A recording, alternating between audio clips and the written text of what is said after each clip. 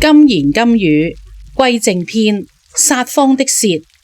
經文：耶和華所恨惡的有6樣，連他心所憎惡的共有7樣，就是高傲的眼、撒謊的舌、流無辜人血的手、圖謀惡計的心、飛跑行惡的腳、吐謊言的假見證，並弟兄中布散紛爭的人。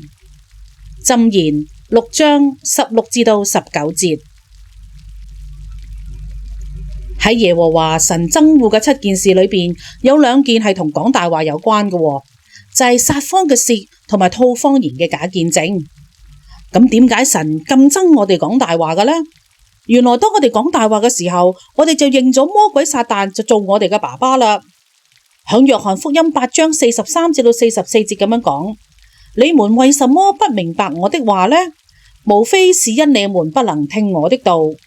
你們是出於你們的父魔鬼，你們父的私欲，你們偏要行。他從起初是殺人犯，不守真理，因他心裏沒有真理。他說謊是出於自己，因他本來是說謊的，也是說謊之人的父。魔鬼撒旦就係說謊嘅人嘅爸爸，佢本來就係講大話噶啦，係唔守真理嘅，佢心裏邊都冇真理嘅。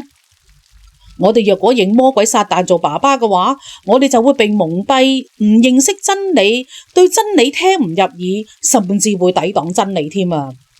跟隨咗撒謊之父，我哋就會好容易變成經常講大話，埋沒良知，活響黑暗裏邊啦。你可能聽過人講話，講白色謊言或者美麗嘅謊言都唔怕講嘅，因為都係想幫人或者造就人啫嘛。或者係叫事情更加順利，叫我哋得着益處。但係響聖經馬太福音5章37節就咁樣講啦：你們的話是就說是，不是就說不是，若再多說，就是出於那惡者。或者有人會問，講事情講一半，咁算唔算講大話啊？我哋要完全聖潔同埋誠實，隱瞞真相亦都係唔應該嘅。響聖經上邊記載咗一件事，就係關於亞伯拉罕嘅，就係講亞伯拉罕寄居響基拉耳嘅時候，話佢嘅太太撒拉係佢嘅妹妹。撒拉係亞伯拉罕同父異母嘅妹妹，後來成為咗亞伯拉罕嘅太太。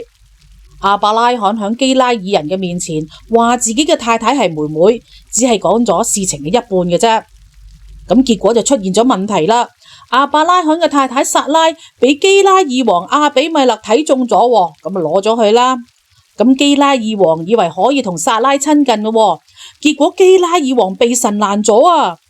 神命令佢即刻要歸還撒拉俾亞伯拉罕，因為神已經使到亞比米勒個屋企裏邊嘅婦人唔能夠生仔噶啦，要禁止亞比米勒佔有人哋嘅太太，響神面前犯大罪啊！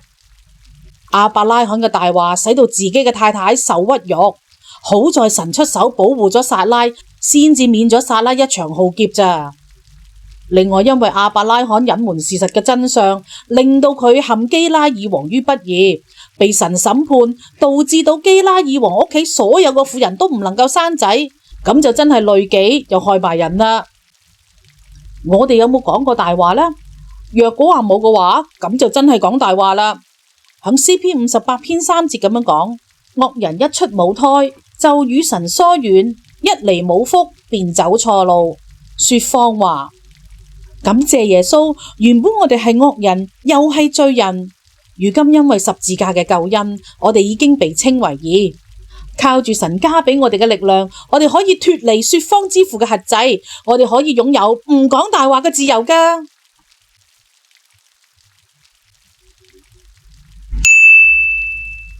默想與反思，神所憎惡嘅有7樣，有幾多樣同講大話有關嘅呢？點解神咁憎我哋講大話噶？美麗嘅謊言又合唔合乎神嘅真理呢？如果出於良善嘅動機，係咪可以講大話噶？讓我哋一起禱告。神啊，求你赦免我哋講大話同埋吐謊言作假見證嘅罪。我哋以前曾經跟隨說謊之父，講大話抵擋真理。神啊，我哋願意悔改，立志唔再講大話。我哋要棄絕撒謊嘅舌頭，禁止我哋嘅舌頭講大話同埋作假見證。我哋要過聖潔嘅生活，求你幫助我哋。我哋堅定要講真話，講出事情嘅全部真相。從今日起，我哋講是就說是，不是就說不是。美麗嘅謊言唔出我哋嘅口。